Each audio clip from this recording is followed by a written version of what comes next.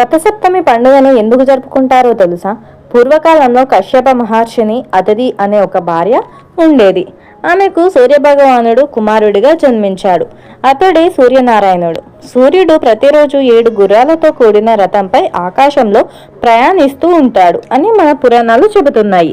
ఆ 7 గుర్రాలు 7 రంగులు, 7 రోజులు, 7 లోకాలు ప్రతీకలుగా భావిస్తారు. అయితే ఒకసారి భూలోకంలో తీవ్రమైన అంధకారం, చలి ఏర్పడ్డాయి.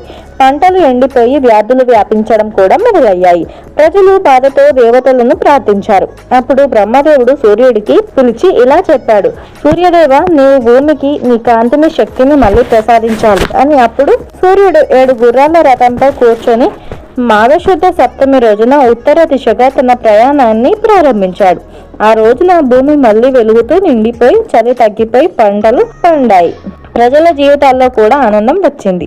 ఇప్పటి నుంచి ఆ పవిత్రమైన రోజును రథసప్తమిగా జరుపుకుంటున్నారు.